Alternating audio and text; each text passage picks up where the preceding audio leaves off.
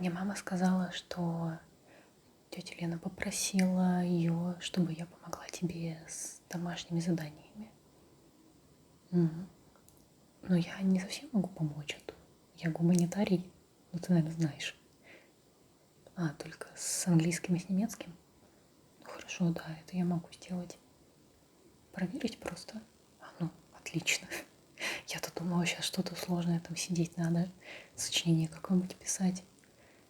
Ну хорошо, да. Давай тогда посмотрим, что там у тебя. То есть ты уже все сделала, просто посмотреть. Хорошо, давай. С чего тогда первого начнем? С английского или с немецкого? С английского? Хорошо, давай посмотрим. Так, ага, так, спасибо. Так, у нас тут упражнения. Какие нужно проверить? Вот это и вот это, да? Хорошо, посмотрим. Так. Match the social issues in the box with a statement. Хорошо, у вас тема социальные исследования. Интересно, социология. Так, gap between rich and poor seems to be increasing. У тебя тут написано poverty. Это тоже подходит, но мне кажется, тут лучше inequality, неравенство. Да. Но я думаю, poverty тоже можно. The average is about 75 years old globally. The prime life expectancy. In my town, people have more money and nicer things they used to. Living standards, да. Мне кажется, вот сюда как раз poverty, а в первое все-таки inequality. Я тогда тебе тут помечу сейчас. Так, inequality. Так, и последнее. It's currently lower for men than it's for women, but that may change. Так, я бы тут поставила inequality все-таки. Так. У тебя всего 2 ошибки в этом упражнении, оба связаны со словом inequality. Так, что тут у нас еще? Так, нужно дополнить предложение. As long as we got on bus. Правильно, as long. Call me as soon as your flight lands. Да, здесь as soon. Unless something happens. Так. She'll be here on Saturday. In case of that, she doesn't have to work. Я бы здесь поставила provided. Давайте отмечу, что это provided. А все остальное вроде как правильно. Так что у тебя на 2 упражнения всего 3 ошибки. Поэтому мне кажется нормально. Так, на, держи. Так, теперь у нас немецкий, правильно? Смотрю. Так, что тут нужно сделать?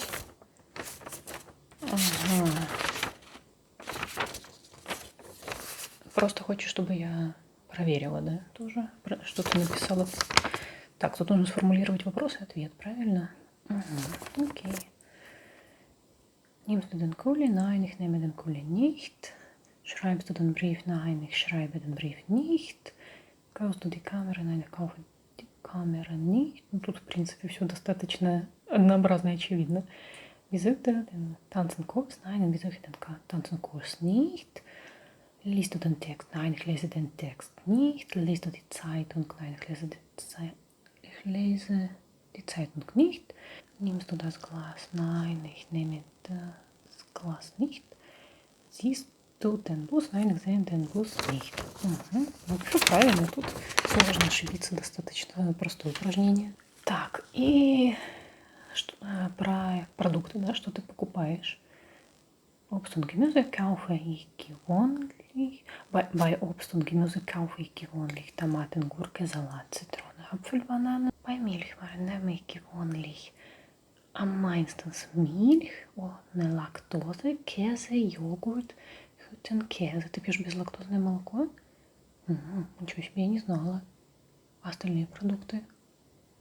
Остальные нормальные, только молоко. Тебе нужно пить без лактозы? Интересно. Bei Brotwaren nehme ich gewöhnlich Roggenbrot und Puddingbrot. Слушай, вроде все нормально. Я не очень хорошо знаю немецкий, не так хорошо, как английский, но так на вид вроде бы все хорошо. Угу. Да не за что. У тебя ничего такого сложного не было. Я думала, сейчас будет прямо что-то трудное. А ты уже решила, куда ты будешь поступать? Все-таки у тебя уже 11 класс, уже осень, наверное, уже думаешь или уже решила, на какие курсы пойти по подготовке? Нет? Еще не знаешь? Ну да, это бывает сложно понять. Знаешь, на самом деле я могу тебе сказать, что мне кажется, это абсолютно нормально не знать, что ты хочешь в 18 лет. Потому что в 18 лет еще особо нет никакого жизненного опыта, и представления о жизни тоже, они другие. Они меняются потом, после того, как ты начинаешь жить самостоятельно или работаешь. И даже, вот я, например, знала всегда, что я хочу, но у меня просто поменялись интересы в какой-то момент. То есть у меня было так, что я очень ответственно подошла к выбору, куда я хочу пойти после школы. Я пошла на профориентацию, я там говорила с психологом, и психолог подтвердил, что то, что как бы я думаю, что это мне подходит. И я пошла изучать историю искусств в академию. И на первом же курсе я поняла, что мне это неинтересно. То есть в теории мне казалось, что это здорово, и как бы мне было интересно просто для саморазвития послушать эти лекции по истории искусств. Но я поняла, что я вообще не хочу этим заниматься по жизни. И я чувствовала себя так ужасно тогда, я тебе честно скажу. Потому что мне было страшно, уже что-то менять, потому что я не понимала, а если мне это не нравится, то куда мне тогда идти и что делать? И я вот не понимала. И мне пришлось остаться, и я осталась, и при этом все это время понимала, что, я не хочу ничего делать по этой специальности. И я чувствовала себя вообще, что все, что моя жизнь кончена. Я смотрела там, знаешь, на 17-18-летних, думала, вот у вас все впереди, а мне 20, и все, я думала, понимаешь, у меня просто, была такая мысль, что ты, если выучился на кого-то, то ты всю жизнь будешь работать только в этой сфере. Потому что у меня, в семье все так работали, и у меня не было там, старших братьев, сестер, которые, я бы могла там увидеть, что это не так, или какие-то старшие друзья. Все мои друзья были мои ровесники, и, естественно, у них еще они сами там не работали ничего, и сами толком не понимали, что они хотят. И то есть у меня был пример только моих родственников, которые вот на кого выучились, тем всю жизнь работали. И я думала, соответственно, что у всех так. Но я хочу тебе сказать, что это абсолютно нормально. Во-первых, не знать, что ты хочешь в 17 лет. Во-вторых, что у тебя просто поменяются интересы. То есть я сейчас поняла, что у меня просто поменялись интересы в какой-то момент. И все. И плюс, опять же, это не совсем было то, что я себе представляла, как оказалось. И, в этом нет никакой там моей или твоей вины, если у тебя будет такая ситуация. Это, вполне нормально. И я вот только недавно пришла к мысли, несколько лет назад, что нормально иметь две специальности или работать в двух каких-то сферах. Например, не знаю, там, преподавателем английского и еще там музыкой заниматься, например. А почему бы нет? Если тебе и это одинаково интересно, и у тебя хватает сил заниматься и тем, и тем. И вот я раньше думала, что такое вообще невозможно, и ты должен заниматься только чем-то одним, либо это должно быть что-то из смежной сферы. Но нет, это не так. Многие люди, занимаются разным или меняют профессию. Вот я, например, поменяла профессию. Я пошла, переучилась на фитнес-тренера, и ничего страшного не случилось. И мне кажется, самое главное себя так не винить и не думать, что если ты там один раз на кого-то выучился, то все. Это твоя судьба до конца жизни. Нет, сейчас очень многие работают не по специальности. А даже мне кажется, если ты вообще никуда не поступишь, сейчас очень много всяких курсов платных. Главное, мне кажется, найти хорошие курсы. Есть же такие специальности, на которые вообще не учат ни в колледже, ни в институте. И можно курсы закончить, мне кажется, и тоже, работать. Поэтому почему бы нет? Мне кажется, это все не страшно. Просто у нас такое мышление, знаешь, узкое. И мы думаем, что можно только вот так.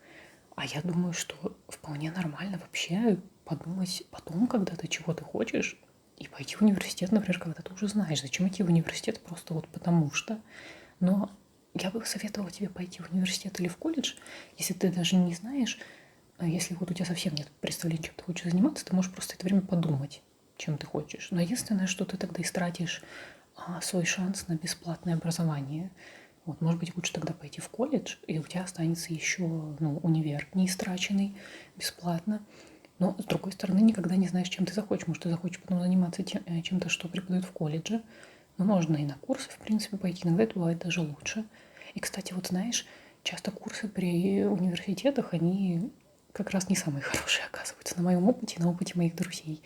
А в университетах обычно они знают, что к ним и так пойдут, потому что они курсы при университете. Они такие шикарные из себя, и у них есть имя, и они могут вообще не стараться, они могут работать по одной и той же программе, ничего не обновляя, и думать, что у них и так все хорошо, и не идти тебе навстречу, потому что это кто ты вообще такой, мы тут курсы при универе.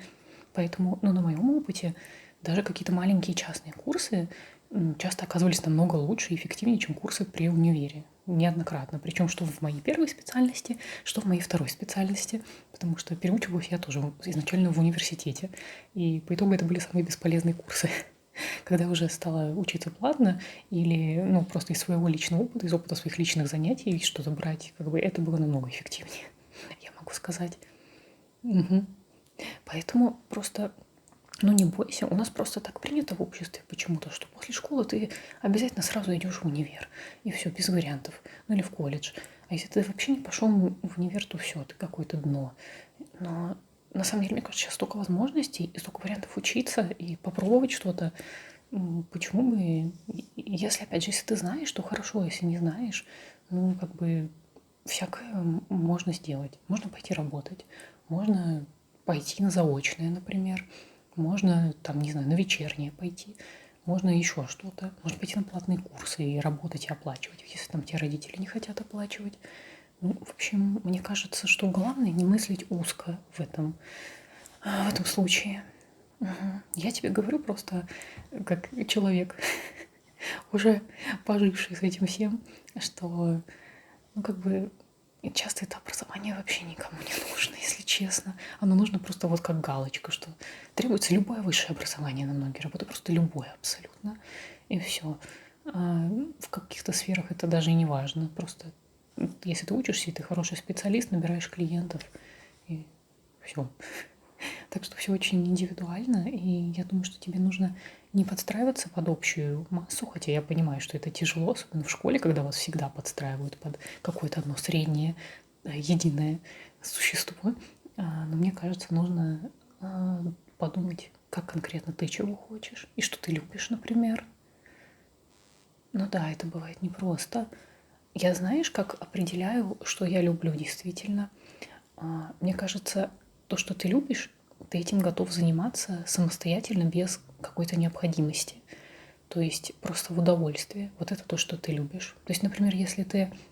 У меня было такое, что я ходила на танго, и я поняла очень быстро, что я не... Я очень быстро поняла, что у меня не выльется этого что-то серьезное, потому что я никогда не тренировалась вне занятий. То есть я чисто вот 2 часа в неделю занималась, и все.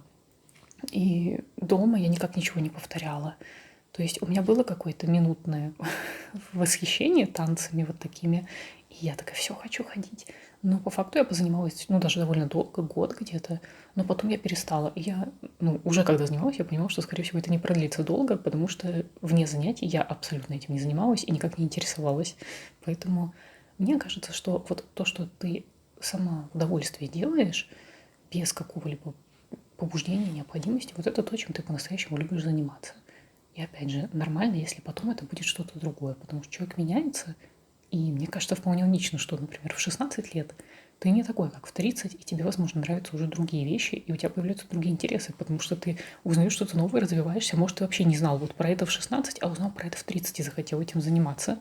Ну, как бы, ну да. Мне кажется, что жизнь, она намного многограннее и сложнее, чем вот эти установленные схемы. И, с одной стороны, от этого, ну, страшнее, потому что, а как это? Что, так все по схеме делаешь? А на самом деле это как будто больше возможностей дает. Мне кажется, важно просто это осознать и понять, что, с одной стороны, это как будто бы страшнее, а с другой стороны, это большая свобода для тебя. И научиться из этого извлекать какие-то преимущества. Вот и все. И тогда, мне кажется, можно и не бояться совсем.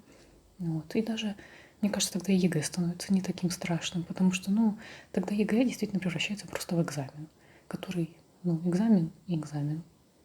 Мгм. тебя хоть чуть-чуть успокоила. Но я рада. Я действительно рада, потому что мне очень не хватало человека, который бы сказал мне это. Когда я заканчивала школу, когда я училась на первых курсах университета, мне было очень трудно из-за этого. Я очень много себя винила, переживала и думала, что все, у меня больше ничего хорошего в жизни не будет из-за того, что я сделала неправильный выбор. Хотя так старалась сделать правильно. На самом деле, это ничего страшного, абсолютно. Угу. Да. Ну, в общем, если что, обращайся.